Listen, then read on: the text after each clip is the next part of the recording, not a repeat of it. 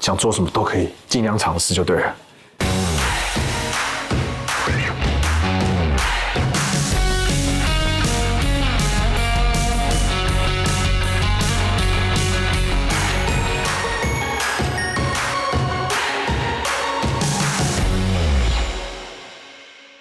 哪这么痛？好酸哦！好痛啊！它上面其实有很多经脉，你可能这辈子都没有被人家弄过。真的假的？哎，不错哎。我已经搭过大概10几20次的卧铺火车，我没有看过车子上面有淋浴间的。可心要爬上去了。耶，这是我的船，它是那个网友打卡点哦，水上火车。你，有你看，它那个被拉扯，哇，好大只，很大只，你要把它抓走。抓！快！哎呦哎，哇，这超大！妈呀，这太大了吧！哎，哦，这个是要来做鱼饼的鱼。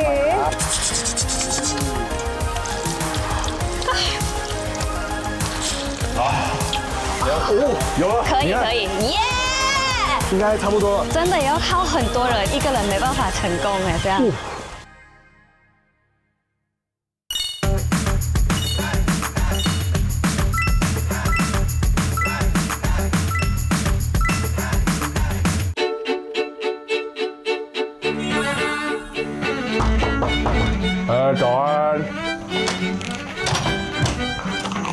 早安，口本科，上体科。来给大家看一下我们今天的非常居家的一个样子。来看那个天气看起来是不错，好，然后昨天其实睡得蛮安稳，里面很暖和。等下大概8点半的时候，大象要来叫你去，就是说早安。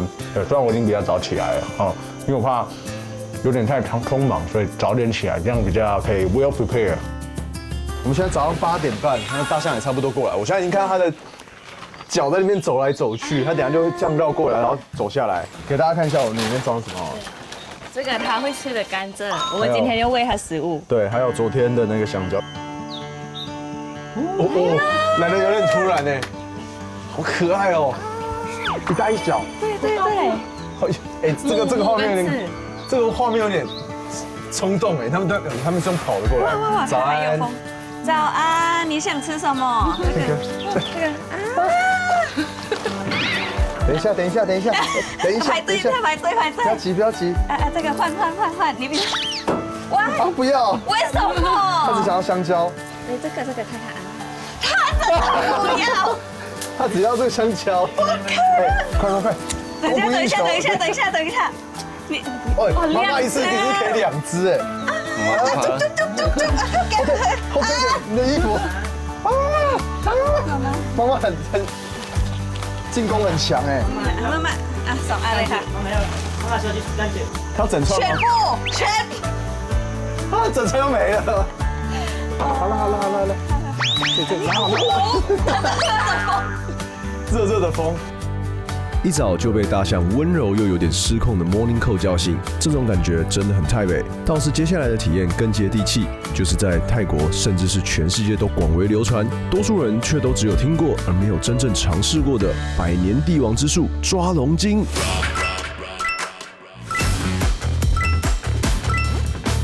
可惜我来泰国这么多次，其实我对有那个叫抓龙筋跟抓凤筋，这个你有了解吗？因为其实抓龙筋是男生为主，所以我的话了解也没有很了解。对。哦，其实有点瑟发抖，因为其实真的对他的了解，其实基本上就是他说可以活化男性功能。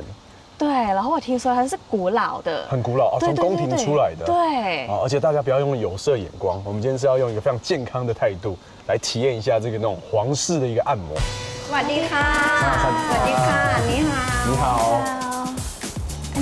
好多不同的选项，真的，然后真的会有抓龙筋的。对啊，我们有抓龙筋，有抓绷筋。绷筋是女生的。这边有价格给大家看一下，60分钟最基本的是1900泰铢。是那个是曼谷的，曼谷的价格，香麦我们的。清迈还是比较便宜一点点。哎，你看，然后这边其实有写还有国宝大师抓龙筋加前列腺按摩，这个140分钟，6900块泰铢，很贵耶。这个贵为什么那么？因为舒服。哦。说实话，我询问过在场的所有男士，大家都听过抓龙筋，也都知道是针对男性生殖器官的保养，但还真的没有人尝试过，也没有人知道整个过程是如何操作的。如今我就像一只误闯丛林的小白兔，只能走一步算一步了。啊，现在这个既视感有点回到土耳其的感觉。哎，这个感觉有点奇妙。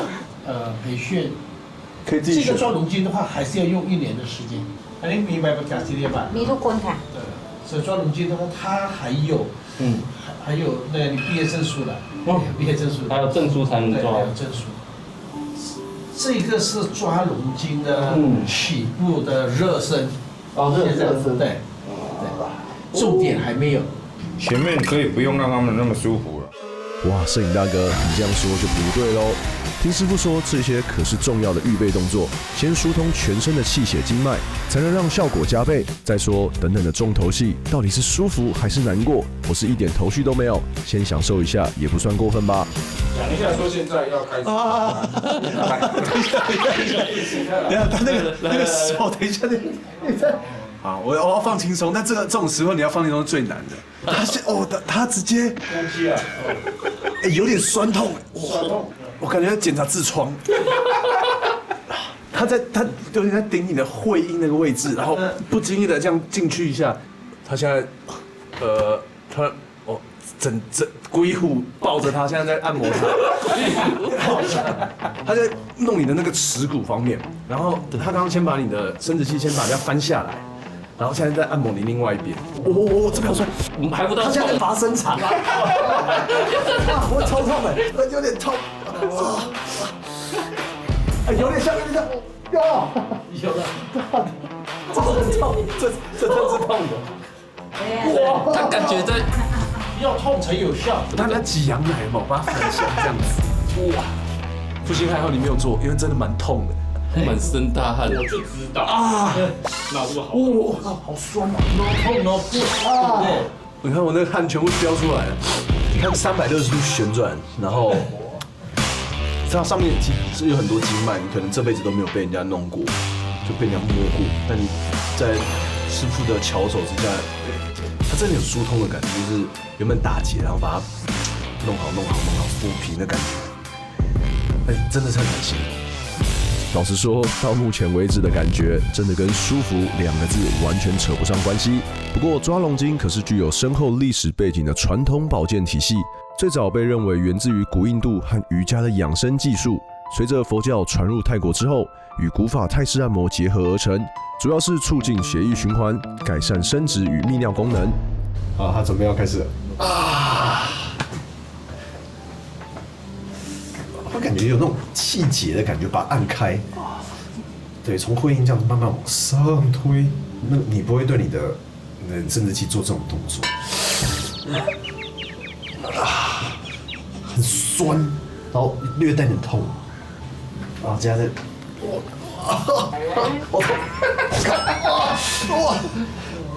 哇塞！他真的很喜欢扯那个蛋蛋。对不起，应该这样讲。这个是最痛的，把那个蛋蛋4颗，不是4颗，怎么会4颗？2颗。你语无伦次了。对。他感觉会把人按断过，这个人会断掉。他感觉是热压吐司，感觉。好酸哦。我感觉会破了，我感觉会破了。不是，你平常不会这样对待他。认识我的朋友都知道，我的所有反应都是本色呈现，完全没有任何夸张的成分。就知道这个抓龙筋的酸痛感是连男生都会忍不住哀嚎的。但也因为技法学习不易，抓龙筋在数百年前只供泰国王室和贵族专属，而后才逐渐传入民间。过去的20分钟有点出乎我的意料，因为他真的是用一个非常专业的手法，完全不带任何的色情的成分，他很认真。应该是没有。满身大汗，我觉得可以体验看看。对，因为我觉得这个在其他地方应该没有这么专业的。抓龙筋的感受真的只能意会，不可以言传。不过整趟疗程下来，身体仿佛被重新开机一般。趁着下午的阳光正好，我们来到清迈最热闹的塔佩门，看着阳光洒落在红砖城墙和飞舞的歌群上，如同电影场景般的氛围，让所有旅人忍不住杀光了相机里的记忆卡。我跟你说，可心吓死，因为他们离你太近。对，我觉得后面还好，如果他前面飞过给我的话，有一点可怕。他会有点这样迎面而来，但他们避开你的，但他们真的很不怕人。真的。对，因为他每天这么多人来这边拍照，他们就飞来飞去，然后就吃饱了。其实清迈的话是四方形的，这个是东门的。对。进来这边就算是城内，对，外面就是它有个护城河嘛。他们很厉害，他们就是这样子，会准备不管是一些会发出声响的纸箱，或者是拖把的那个手把，然后撒一点米，他们就会这样一闪，全部鸽子全部飞起来，然后那个瞬间快拍，直接抓到一个最精彩的一个瞬间，这样我觉得还蛮不错的。其实它真的会离你太近。对，然后它就是鸟飞的时候，真的感受到蛮凉的。对，就那电风扇感。对。在塔佩门看满天飞舞的鸽子留下经典画面之后，也代表我们在泰北的旅程告一段落了，准备往泰国中部展开下一段未知。而一样最接地气的方式，莫过于搭乘往南的过夜卧铺火车。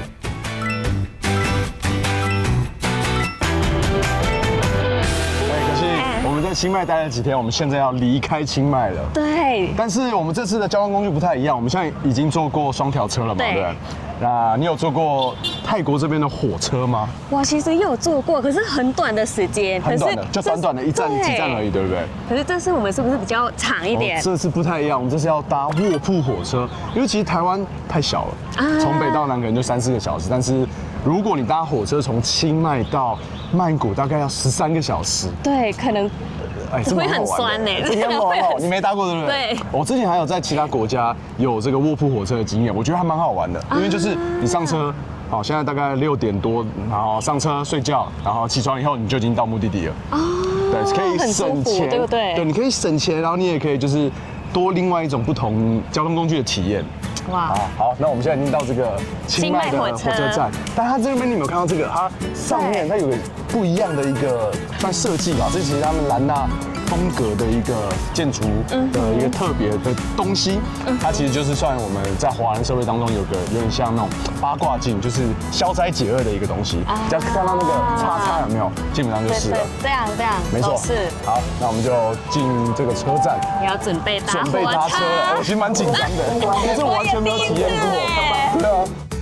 泰北的兰纳文化总在不经意的地方留下惊喜，让我们发现，像这种叫做嘎雷的建筑装饰，因为像水牛角而象征富足，而且是显示主人地位的标示，也能避恶防煞，带着身心灵的满满收获。我们准备登上火车，往下一站出发。是第二车厢。我们第二车厢，这就是我们的火车。哦，它其实很早，因为现在才5点半，然后我们是6点28车，它已经在那边 stand by 了。然后我们现在直接用我们的电子票券直接上车，准备上车了。没错，很厉害。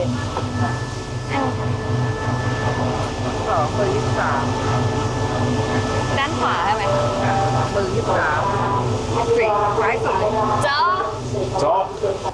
哎，很新哎，真的，而且还自动门哎，对，很高级版的感觉。对，我们是多少？23、24，所以我们是走到底。对，我们是最后的，好大，真的假的？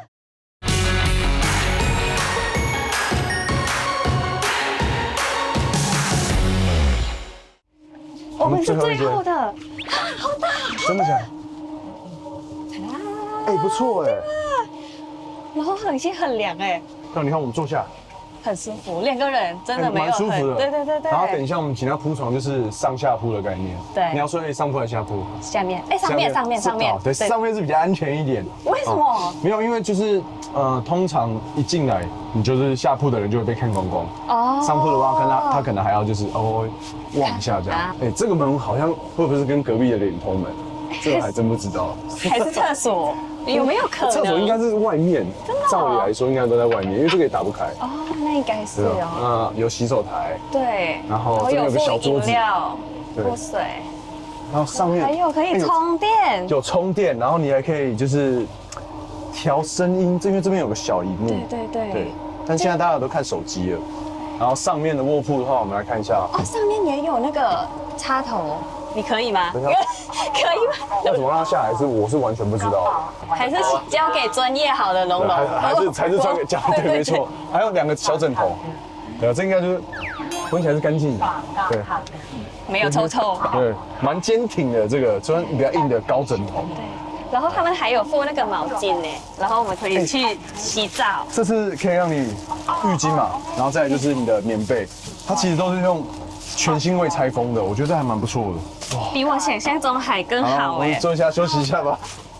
中间还有一个小桌子。哦，还有洗澡的。这有洗澡的。对。有淋浴的车厢，其实是我之前没看过。还有附那个肥皂跟洗发精。哦，还有电热水器。我必须要说，我已经搭过大概10几20次的卧铺火车，不管是在中国大陆或者在越南，我没有看过车子上面有淋浴间的，所以这个算是应该蛮新的，因为就正常来说就是厕所就这么简单而已，然后一个开放式的一个洗手台，但这边的话蛮不错的。好，还有点菜，来点菜。你饿了吗？有点饿。哇！还有8种餐可以让大家选，来给大家看一下。很多，这个有鸡肉，对，鸡肉饭，然后是鸡腿的，然后这个是红咖喱 ，chicken curry， 各式各样不同的咖喱，这不错哎。后面还有，各式各样不同的配餐。哦，太奶，必须来个真的太奶。对，然后再一个算，这个应该是仙草吧 ，grass jelly。相信大家最关心的一定是票价，别急，马上来帮大家科普一下。从清迈到曼谷，像这样的1等车厢，如果选上铺是1450块泰铢，选下铺则是1650块泰铢。如果今天想奢侈一下，一个人包整间也没问题，2453块泰铢就可以搞定。不过因为太热门，有时候有钱也不见得有位置哦。心动的话，记得早点动手抢票。而且我发现一个很妙的点，因为现在还没有发车，距离发车还有10分钟，但我刚看到很多人已经先洗好澡了，趁这个时间点，就是可能在行驶当中可能会比较摇摇晃晃，火车嘛，所以他们就趁这个时间先去洗澡，还蛮聪明的。对，吃完饭就可以睡了。你要学好，学起来。对，但我觉得这个冷气真的是有点冷，但一直直接灌过来。对，这好像是卧铺火车的一个通病吧，就是冷气都开超大。真的太冷了，真的太冷，不行了。我想把这个棉被、这个毛毯把它盖起来。哦，刚好来了。哦，还不错，还有汤哎。火车便当。对，你真的看起来很冷。真的蛮冷的，真的。虽然是泰国人嘛，可是里面太冷了。哦，还不错啊，还不错。还有水果哎，然后2个春卷这样，我觉得还不错的一点是，它送来都还是有点温度的，对，不会说送来是冷冷的这样。好了，可以，吃吧，然后还有一个汤，可是蛮不错的味道，是蛮 OK 的，但是如果泰国的物价来说的话，比较贵一点点，是190，你在外面买可能多少钱？可能40、50这样，差了3、4倍哦。因为他们只有一家在火车。对啦，就是垄断，所以你可以上车，你还是可以带一些。我看其他包厢的人都自己带很多食物。对，没错。他帮我们铺床了。对。哦，从那边。还是它藏在那边。这个是它的，有点像我们的睡垫啊。对。哎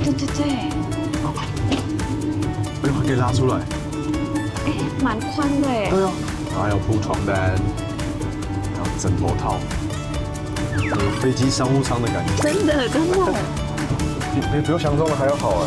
好享受哎，真的。对啊。他们很专业。阿姨可能也当过兵哦。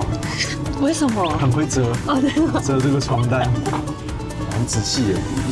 比我还要仔细。我也皱的。哎，很快，它才3分钟就好了。对，很快。来吧，可心要放上去了。耶，这是我的床。哎，所以踩那边它就可以直接上去了，对不对？对，然后没有很难踩。好，那我们可以睡觉啦，上下铺的概念，有些小朋友哎，对，小朋友才会睡上下铺。然后小朋友很喜欢上面。对，因为它可以往上爬，对，还不错，还不错。好了，那时间我们可以好好休息，吃晚饭休息啦，拜拜。晚安。不得不说，泰国火车上的服务是真的有够赞，铺床快速又细心，完全不会有被打扰的感觉。在火车上安稳的睡了一夜，我们也从北部来到了中部，进入了大城王朝的文化范围。一大早就赶上渔人的节奏，来到中部最有名的巴沙春拉溪水库。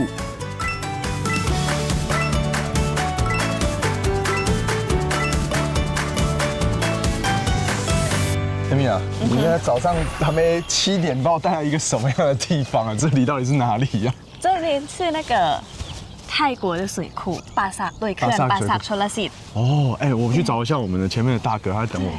我们今天好像要出船，是不是啊？因为有3艘船在等着我们。萨瓦迪卡，สวัสดีค่ะสวัสดีค่ะเดี๋ยววันนี้จะพาพวกเราไปทำอะไรกันบ้างอะคะไปลงเบ็ดลาวก่อนครับพี่他昨天晚上把那个钓鱼竿放在那边，然后我们今天要把那个鱼竿拿出来。所以我们今天就要去出海钓鱼，对，去找这个河鲜。对，哎，它的鱼大概会有多大只啊？มันมี2-3 โลครับจะเป็นยาวๆ2公斤。这样2公斤我不相信，应该很大。这应该更大，刚刚这样。越来越大，越来越大，越来越大。มีแบบปลาอะไรที่ดังๆบ้างคะที่นี่ปลากายพี่ส่วนมากจะเป็นปลากายที่เราจะไปลง哦，是一种鱼，是有拿来做鱼饼的。做鱼饼哦，所以我们等下也吃得到鱼饼。对，没错。这个巴塞水库这个面其实很大，它土地面积大概是台北市的1半，所以大概120几平方公里。位于华富里府的巴沙春拉溪水库是泰国最大的水库，虽然主要用于蓄水与灌溉，但由于有火车行驶在水上铁轨的梦幻场景，也被誉为泰版的神隐少女。除此之外，也是泰国人品尝当地河鲜的热门地点。ตรงนี้ใช่ไหมคะ这么快？哦，是这边。他骗我，骗我说10分钟，后来说5分钟，就1分钟差不多。这个泰国人的距离跟时间有点不一样哈。好，我们已经2艘船都绑好，我们准备要开始拉。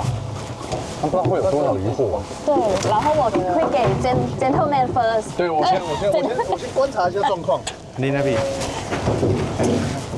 哦，来了，要拉了。อันนี้เบ็ดลาวนะพี่เบ็ดลาว可以ดึงออกมาได้เลยใช่ไหมคะเดี๋ยวค่อยๆดึง这个是绳子，可以直接慢慢拉，慢慢拉。อันนี้มันจะเขาจะเอาอันนี้มัดไว้พี่เขาจะเอานี้มัดไว้不要紧张，只是一个石头，มัดถ่วงไว้哦，这个是拉那个重量，然后重量的。นี่ครับมันจะเป็นตัวเบ็ดประมาณนี้我跟你说，那个เนี่ยพี่มันจะเป็นตัวเบ็ด很紧张，因为他一船一直晃。เนี่ยพี่มันจะเป็นตัวเบ็ดประมาณนี้但是我们现在要小哎，好干，看绳子有没有？哎，好像不知道哎，有吗？哦，有小小的，อันนี้เหยื่อพี่这么大，这个只是鱼饵而已，你看大概手掌一半大而已，这个。这อันนี้เอาไว้ใช้หรอ哦，来คะ来。他说有吗？他说好像有。那他准备好。你看，有被拉扯了，哇，很大只，你要把它抓住哦。这，快！哎呦哎，อันนี้ปลาอะไรอะคะอันนี้คือปลากระสูบพี่这是什么？ปลากระสูบ一种鱼。ใช่ 哦，很大只อันนี้กินได้ไหมคะกินได้也可以吃的也可以吃啊。ต้มได้พี่แล้วก็ไปเผาได้煮汤跟烤都可以煮汤跟烤。那你要把它丢出来吧？要丢出来，我等下要用好，你要把它想办法放出来。你要想办法把它用你的手把鱼抓出来。或是用，你可以的，慢慢来，有经验是不是？不要跳下去就好了。拜拜，等一下。นี่พี่นี่เบ็ดง้างเลย哦，被吃掉，像这个它就被吃掉，然后很聪明，它那个角度取得很准，เบ็ดง้าง比较可惜。好，那再继续。อุ้ยนั่นเจอแล้ว有了，นั่น哦，这超大，妈呀，这太大了吧！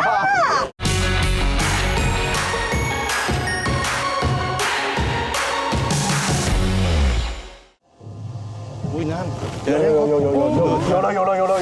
นั่น哦，这超大，妈呀，这太大了吧！哎，โอ้ได้ไหมพี่这个有点，哎，你很八个边的。ไม่ใช่พี่ปลากาย ปลากราย哦，这个是要来做鱼饼的 เรา 鱼 มาช้าไปมัน 跟鱼 ตายเลย 丸。他说他已经死掉了。看得出来。ทำไมมันถึงตายอะคะ มันเราต้องมายามแต่เช้าเลย 哦，因为太热了，他不喜欢热的天气，要很早起床才可以。 เราต้องมาตั้งแต่ตี5 โมง 5点到，所以他才可以。它是被热死的。来给大家看一下它到底有多大只。我要用双手。对，天天看到。等一下，哦，好重啊！我站起来。你看这么大一只。哇，两个还觉得很重 จับได้ 哎。 นะ 他 พี่ 觉得这几公斤？这几公 อัน 斤 นี้？ประมาณกี่กิโลอะคะ ประมาณ4 โลได้ 他说4公斤。哦，这很重。真的然后我们把它移过去。哦，这个真的有点夸张哎。真的太大了。哇， ดีเลยครับตุ๊บเลย 它如果突然动，我会吓一跳哦。 จับได้เลย 可以直接抓，但是很重，是不是？不是很不好下手。要帮忙吗，龙龙？ นี่ครับหนักไหม 你先跑，拿着，我们把它翻过来。等一下，我要慢慢来。对。好。 OK。好，然后呢，我要跟大家科普一下，这个就是我们所谓的在巴山水库会看到的这个七星鱼。你们看它的尾巴这边有很多斑点，有7个斑点，2、4、6，对，刚好7个黑点。OK， 所以这就是七星鱼，所以这是拿来做这个鱼饼最好的一个材料。好，ปลากาย我们等会吃。那你自己拿一下，给你拍个照。不好施力。哦，等一下，好重。 就像我们的石门水库一样，拔刷水库就是以这种大型的七星鱼最受欢迎。当地渔民会用这种延绳钓的方式来捕捞渔获，上岸后就可以马上来料理最具道地风味的泰国鱼饼。哦，แล้วก็ทุบอีกรอบนึง ใช่เราต้องทุบให้หมดเลย 但我必须要说，它那个分量很多哎，就是我们刚刚只用的那个七星飞刀，它的拌面就已经可以做出2、3、4，应该7、8个人份了。对啊，剩下一半他们之后还可以继续吃。 这个石头很重，我刚问他为什么没有用木板，因为木板的话可能打了它就不会那么脆。你要不要试试看？因为这个是石头板的，对，哦，是不是？这蛮重的。大概然后他打都没有感觉重的，你要打到全部的肉一致。一致。对。那我们等一下调味料会加哪些啊？ ไข่ไก่ 这个，然后味精。我要介绍一下这个。这个。我觉得在泰国买东西其实蛮方便，你看它上面就是告诉你这一包多少钱，20块，很便宜，很便宜啊，对啊。哦，这是冬阴功的味道，有一点，有香茅，对，有香茅，有香茅，那个香茅味道很重。 然后你看，我们钓完，然后直接做，在这边吃，最新鲜的。对，开始重了，大哥累了，หนัก了，ใช่ไหมคะ？我来，还好哎。我觉得越打最后越黏，对，它那个粘性会出来。素，你每一季都要被加油。对，哎呦，这真的，你知道我从第1季、第2季、第3季都是这样，我的搭档都会加油，从那个土耳其小公主开始。 哪一个加油最多？最多土耳其加，胡加，从到融，有没有既视感？听台湾，对，他叫听台湾，开始，对，米娅还在旁边帮我伴舞。加油歌吗？素妹素，你要讲素，素妹素，可以。怎么又是这个画面呢？有没有很熟悉的画面？这样可以了吗？ได้了ไหมคะ？ได้。你觉得很像那个吗？啊，有点像，那颜色。尾鱼泥。我们现在已经准备好调料完了，现在这样就是把这个鱼，然后直接丢进去给它炸。扁扁的，这样。是这样扁，不是像我们想象的那种贡丸，是这样下就可以下去了。然后下去。哇！我来帮它拉一下。龙素妹素，素，哎，这个其实很好记。อุ้ยไฟแรงเกินนะพี่ 这个感觉很像在炸那个甜不辣，你知道吗？它那颜色很像那个牛蒡，有没有？哦，小心，我看到飞烫到了。腻了吗？腻了吗？小心小心。好，小心小心。耶！哇，哎，这个阳光这样洒下来，这颜色很美。然后跟那个酱一起吃。那我先吃一个原味好了。很烫哎，你不要等吗？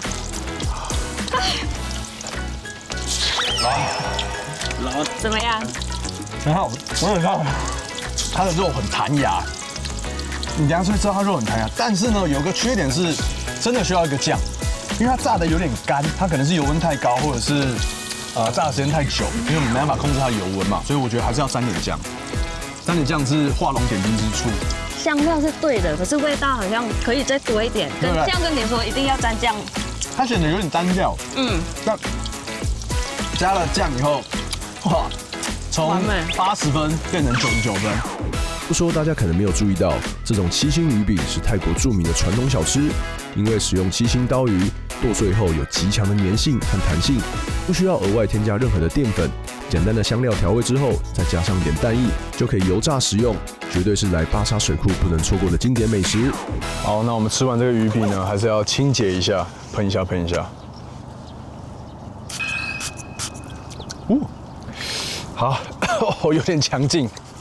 那我们下一站呢，要去带大家看一个这个水库旁边有一个景点，它叫做 Floating Train， 它有点像那个海上列车。如果有看过那个《神隐少女》的话，它有那种感觉。好，但是我们要抓紧时间，因为可能一天没有太多班。好，那我们就走吧。这里你原本就知道这个景点吗？我知道，可是没有来过。它是那个网友打卡点，水上火车，你有听过吗？有听过水上火车，但是我不知道泰国也有。所以等一下，其实我发现它这个比我想象中的还要长，对，很壮观。我以为只有一小段，就没有，它是超长的。所以大概再过20分钟，火车就会经过了。对，然后我们就可以看火车。到底有多漂亮嘞？我蛮好奇的。每年的11月到隔年的2月，是水库水位最满的时候，铁轨就像浮在水面上，而形成水上火车的梦幻场景。虽然很可惜，现在的水位已经降低，但壮观的景色一样令人期待。立起来了，立起来了，立起来了，立起来了。通常啊，这个不是很准时，对不对？对，泰国人不好意思哦。我们可以参考，但是我觉得正负10分钟内都还可以接受。对，所以我们现在等他来这边等就对了。对，反正我们先占据了一个好位置。那因为安全起见，我们没有要站上去，但是这边刚好有一个步道可以这样走过去。快来了，听到声音了，他在按那个喇叭声了。来了。这个是泰国古早最经典的火车，黄色的这种。对。有点像台湾那种什么蓝皮火车，有没有？它真的蛮慢的，是不是？它蛮悠闲的，有泰国人的感觉，你知道吗？慢吞吞，慢吞吞。可以。哦，有点大声，有点大声。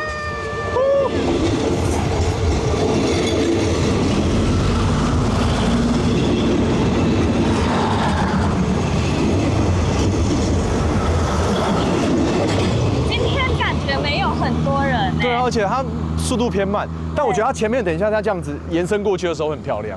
然后我觉得这样看起来很像哈利波特的一样，对，有点那个神秘的火车这样子，蛮有趣的。我觉得泰国真的是蛮不错哎，这里还不错。然后觉得没有很可怕，因为它慢慢开。它最可怕的知道什么吗？是刚突然按喇叭的时候，吓一跳，我那个真的是会直透你的心脏那样，惊一下，好，很漂亮。我觉得在火车上应该很漂亮，那种感觉应该更不错。对，它真的很优雅的开去，悠闲的这样开走。对。水上火车缓缓地驶过水库，就像划开湖面的一抹线条，这样辽阔和宁静的景色，也难怪会吸引世界各国的旅人慕名而来。倒是我们接下来要前往的寺庙，这里的景色同样有着全泰国第一的称号，但不同的是，我要走进更深层的文化体验。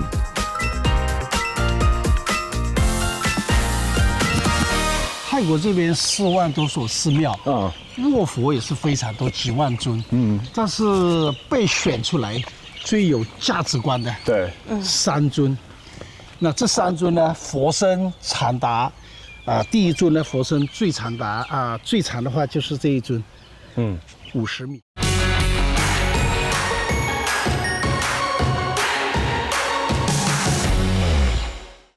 第一尊呢，佛身最长达最长的话就是这一尊50米，新武里那尊48， 48。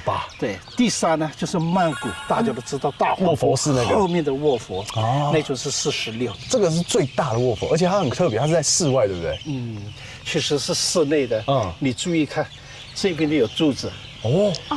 对，所以它以前是在室内吗？在室内。那所以说这所寺庙呢，非常非常的古老。泰国4大王朝嘛，苏可泰、大成、郑王到目前的曼谷王朝。这一尊的话，这所寺庙苏可泰时代就有了。为什么？我们看，你看这个柱子，圆形的，它的上面头那一边你看到它有那个莲花瓣。前面那边有。那我们就可以知道说，这个是苏可泰时代的艺术。卧佛有2种，一是张开眼睛的，2是闭着眼睛。闭着眼睛，我们叫做涅槃。涅槃就是去世或者死的意思。有什么含义呢？人生老病死，都是很正常，不要想得太多。张开眼睛呢，我们叫做克服夜叉。夜叉就是妖魔，很巨大的妖魔。结果这个苏林特拉虎夜叉呢，到了以后看到卧佛，看到我们的佛祖身体比他大，我靠，我是说一个小小的人呢，为什么身体比他大？结果他这不服，他就用魔法把身体变大，变大，变大，变大。卧佛卧在那边，自然比他大。后来他服了。这个张开眼睛什么含义呢？就是说人不要以为自大，你想不到的事很多不要固执。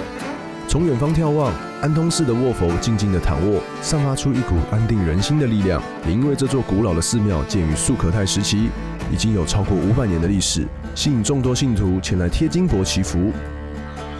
哇，那这个重头戏来了。我们今天来不只是要了解这边的历史，我们还要帮这个卧佛、这个大佛做一件很重要的事情，就是我们要帮他穿新衣。我之前都没有看过。这个我们刚刚听段哥，我们导游说这个是就连可能泰国本地人都没有这个机会，就是可遇不可求。好，你看这边其实已经有这个衣服已经准备好了。对，这个袈裟我们到时候就直接我们要到后面，然后用绳这样一直拉。然后其实它这个是用绢的，每个人都会写名字。就是一张一张绢的。它一张一张这样缝所以你就知道这个手续有多麻烦了。对，然后刚刚说是尼姑，她会来帮忙缝。把它缝上去。哇，其实很难想象，等一下那画面用空拍机拍起来会多漂亮。对啊，这个价值不菲啊，没有个好几万块是没有这个机会的。然后一年只有4次才有。只有4次，然后刚好被我们遇到了。然后我们要做帮忙他们，对不对？哇，这个真的是有非常非常大的一个福报。对，我很期待耶，都没有做过。对，你看我们讲了那么久，我还没有走到这个卧佛的脚，你就知道这个长度大概50公尺，一个标准的游泳池的一个长度。这个是一个法轮。所以很多人也是会把这个金箔直接把它贴在上面。对，我们习惯把金箔放在很重要的地方，比如说头脑心脏之类的。心脏。对。这是后面。这里吗？我们要爬这里吗？有点高我们来看一下，大概是2.5层楼的感觉。哇，太神奇了吧！这个我们2个人应该是完全没办法，你还有很多人帮忙。它是拉绳子，一直拉，绳子一直拉。你有惧高症吗？还好。现在还好，现在没有很高。如果更高应该是不行，现在可以。现在大概有2层楼多一点点。11米，这边的11米，那3层楼了，3层楼了。对。听段哥说，每年的卧佛披袈裟的活动只有3到4次，有机会能够参与到，真的是非常有意义。不仅代表着敬佛与功德，更能消灾解难，而且为巨大的卧佛披上由信众捐赠织成的袈裟，也象征着对佛陀的极致敬意。อันนี้คือดึงขึ้นลงประมาณเท่าไหร่ดึงขึ้น大概5到10分钟。5到10分钟，那蛮快的。OK， 大家一起拉吗？แล้วดึงยังไงคะ？就一直拉就对了。对，一直拉，然后它会一直降。好。好像要跑步的感觉。要了，准备好了。前面开始拉，然后第2排开始拉，然后换龙。然后换我。其实蛮轻的。没有，你等下就知道了。真的吗？为什么？来了。蛮重的。很重看到卡住了。喂，它。那边卡住了。我也卡住了。要等蓉蓉先拉完，我才可以拉，我才能拉。其实蛮难拉的。不行，我现在这边出力没有用。然后还有很多就是年纪比较大的人，他还有力气拉哎。他们是最有力气的，我跟你讲。对，不可能。你看他们4个人要拉1个哎。哦对耶。蓉蓉收没收？收！哇！哦，胸部快要过手指了。有了，1、2、3。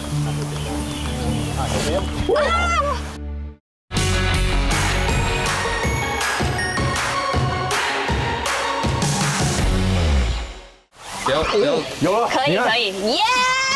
应该差不多了。差不多，我这边可以。对，如果我再拉这个布会破掉，我听到它那个撕扯的声音。哇！你们那个真的要靠很多人，一个人没办法成功哎，这样。哇！龙龙家。其实我也不知道拉到什么时候哎，好像前面停我才能停。哦，它前面没有在盖到肩膀才对了。哦，前面是肩膀，那边是肩膀。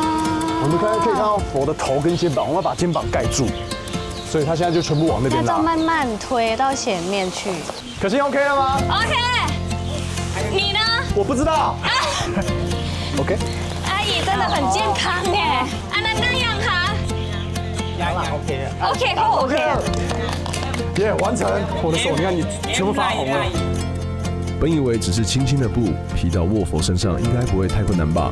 没想到还得要几10个人一起齐心合力，配合节奏和顺序，才能完成这个庄严神圣的仪式。而能够亲手参与的我们，不仅仅是一次难得的缘分，更是一种被允许走进当地文化深处的机会。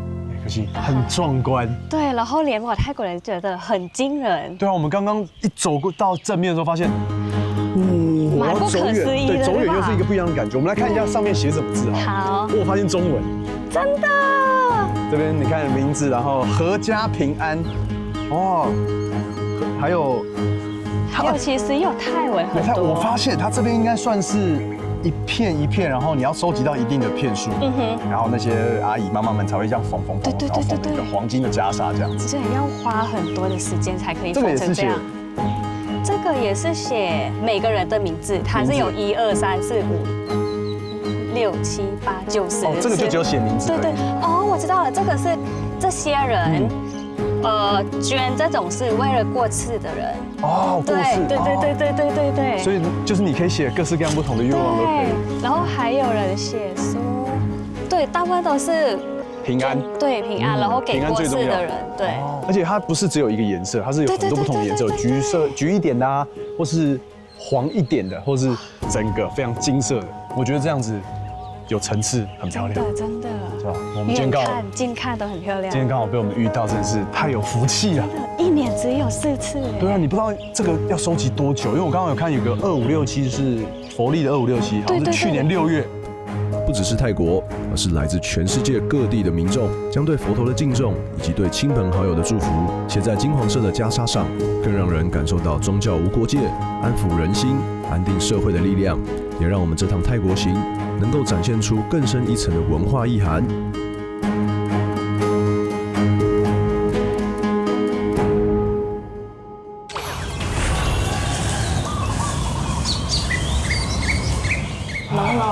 我们今天到了阿尤泰亚。阿尤泰亚就是大城嘛，对不对？对，这是泰国之前的首都。哦，这里我看它的资料是，它曾经是世界上最繁华、最大的一个城市，在17、18世纪的时候，甚至比很多欧洲城市还大，而且它这边最多可能有超过100万人居住。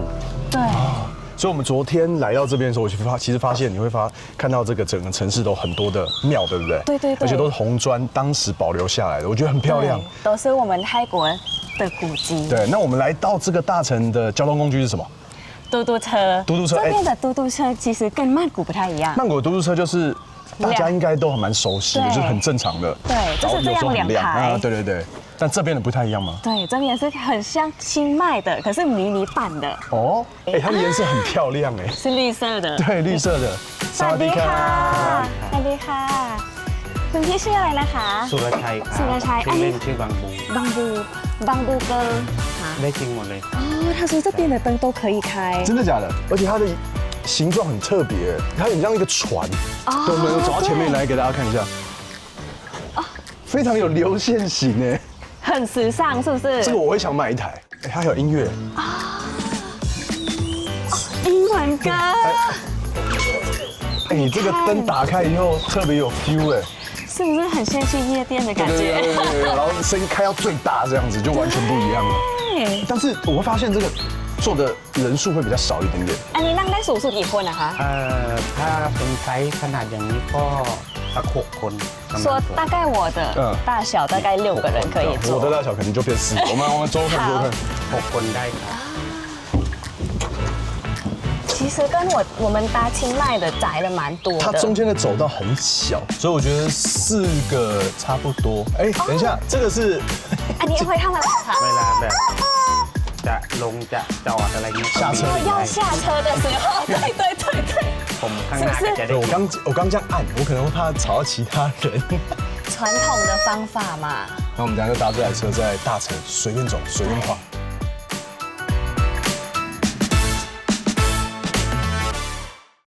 大家喜欢今天的节目吗 ？YT 还有英文字幕，快点分享起来！记得按赞、订阅、开启小铃铛，就不会错过超赞的泰国好礼，还有最新最好看的《自由的旅行者》。